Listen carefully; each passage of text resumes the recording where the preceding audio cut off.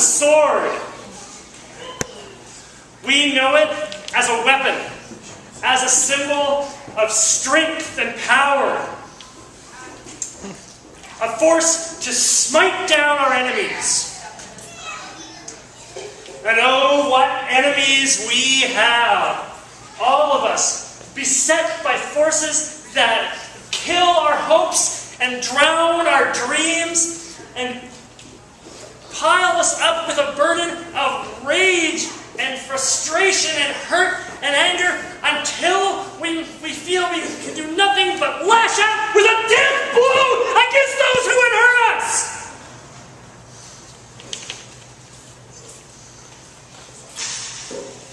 My friends,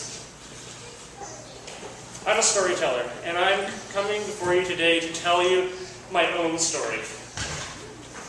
Yes, I am here to tell you the tale of the sheathed sword. For you see, my lady and I, we had a plan. Oh, yes, we had such a wondrous plan for a glorious summer, because as we passed through the spring, we were weighed down with burden. We were working long hours and raising a child and drowning in debt and closed in on a city with a tiny yard and a crowded street and our darling daughter Neve growing up with automotive engines of death roaring by every minute. And we couldn't take it any longer. So we had a plan, she and I, concocted out of the brilliance of my Lady Annie's own pure brain. For I was off work for the summer, and so we struck a bargain with Annie's parents to help them pay for the repair of their motorhome, their RV, so that the whole family could have use of it through the summer, and it would be our home. It would be our home for 3 months where we would escape from the choking grime and stress of the city and go out where we could have some breathing room, where trees would be our rooftop and grassy hills would be our carpet, and instead of streets and highways, rolling gentle streams. Oh, it was a glorious dream. Dream where we could live cheaply and have some relief from our finances and some healing for our souls. We fell in love with this dream. But the forces of civilization were not ready to release their icy grip just yet. Oh no, all the forces of society came bearing down on us. The Internal Revenue Service, the Department of Motor Vehicles, and creditors beyond numbering all came clamoring at our door for a piece of our fortunes. And we found ourselves embroiled in a war of accounting and regulation and bureaucracy that we must win before we could escape the city. And furthermore, the RV was not yet repaired. So when the day came for us to move out of our house into freedom, we found ourselves instead moving in to my in-laws. Woo. Oh, my father-in-law and my mother-in-law, they were generous and helpful. They provided us with all that we could want, a roof for our heads and food for our bellies and care for our daughter. All that they had was ours. Oh, yes, they were generous indeed. And how I hated it! Yes, I chafed and I groaned under this burden of hospitality, living in a house that was not mine, under the direction of someone who was not me. All of his kindnesses, all of his help, all of his work, oh, I resented them. I should probably confess at this point that my father-in-law had a very problematic relationship.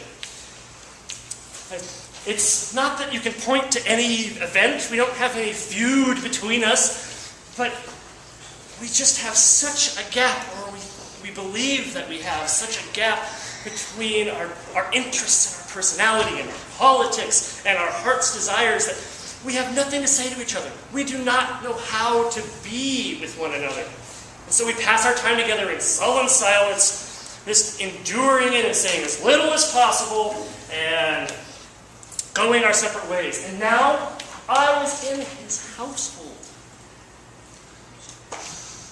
And so he gave and he worked for us and he provided for us and he did all these things for us. And I hated it because I was suddenly not an adult, not a man, but a child.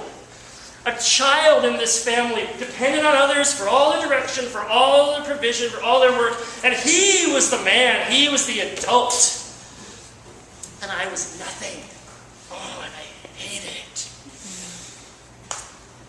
I should say here that I'm speaking a lot about these issues of masculine power that I'm experiencing, but I also believe that there's feminine power, and I hope that what I say can speak to that as well.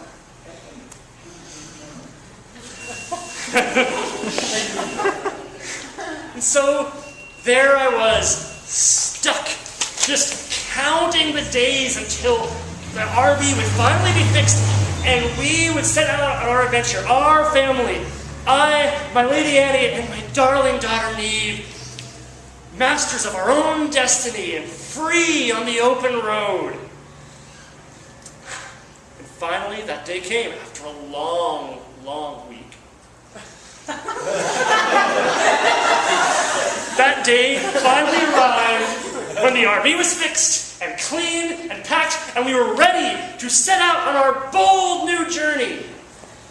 Then I made a shocking discovery. It was not I who was to drive the RV down to the campground. That would be our first step in our quest. No, it was my father-in-law. No. And I was to follow in our car, and my Lady Annie and my darling daughter Neve were going to ride with him. And I, all alone, tagging along like a little child. I cannot believe it. I was stunned. I was shocked. In retrospect, it made perfect sense. Only he had the knowledge of driving that vehicle, and only he had the knowledge of hooking up that vehicle when we got there. But at the time, oh, it stung.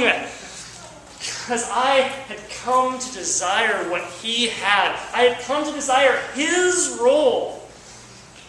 I wanted to be him. And to be him, I had to depose him. And so, I seethed and I stormed. I said nothing. I took the stoic way because I couldn't have a big argument with my wife in front of him, in front of the neighbors, in front of everybody. When I just found this out and I didn't know how to react, so I kept it to myself very nobly. And I stormed and I seethed and I fumed and I gathered my things to jump into the car and drive down, and oh, the fantasies that grew up in my mind of how when we arrived at our destination, I would go to him. I would go to confront my father-in-law, and I would denounce him as the monster that he was, as a wicked, wicked man, selfishly holding the keys to all my dreams in his greedy grasp and not letting go. And I would deal a death blow to our relationship. Oh, God. See, to beat him, I had to depose him. And to depose him, I had to make him a monster. I had to make him an evil man who deserved to be struck down and all his villainy exposed. And so, I stormed out to the car, gathering all my things, and as I was making ready to go, I finally laid hands on my sword.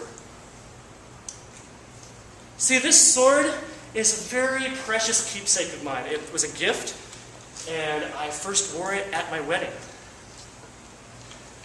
And so this sword has, it's like the embodiment of all my heart, of all my strength, of who I am.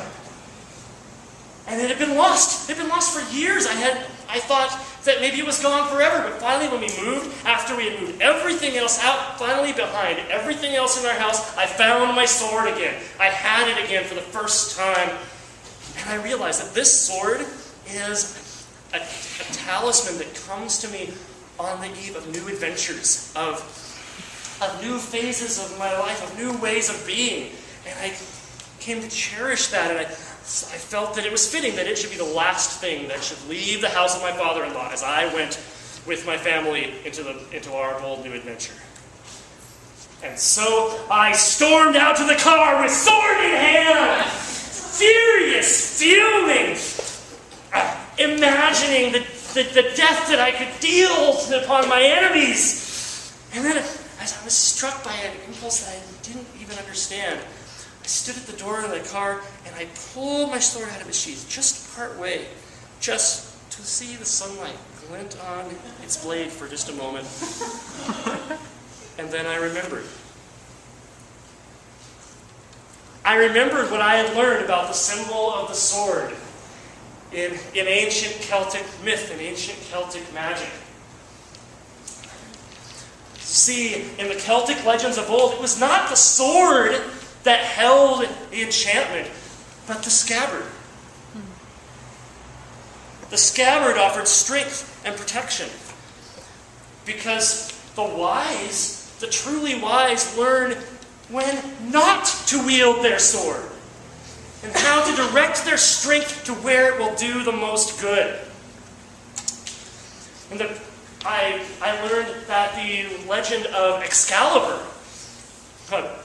said that the sheath of Excalibur had special properties where the wearer of it would not die of bleeding from his wounds. They could be wounded, but their wounds would not kill them. And so that's when I remembered that I had a choice. I could choose, when I am wounded, to lash out in fury and righteous anger and strike down my enemies and wind up miserable and alone and shamed. Or I could choose to love and put my strength where it would do the most good. So I was humbled by that remembrance and by the shame of having forgotten it for so long. And I had a lot of time to think about that on the drive down.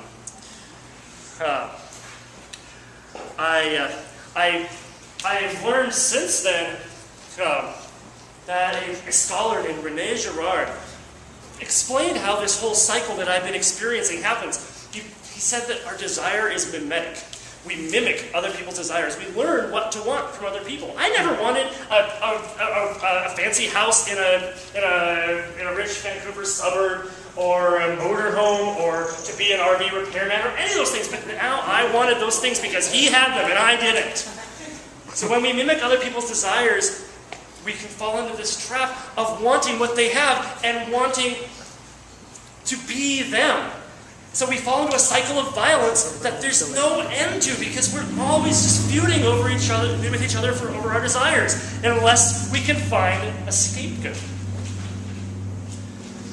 If we can find a scapegoat, a convenient person or a group, some other who we can lay all the blame for our problems, all the blame for the problems in our life, in our country, in our family, in whatever, then we, by expelling that scapegoat or defeating that scapegoat, get a little peace for ourselves and not be always at each other's throats and our whole society drowning in this orgy of violence.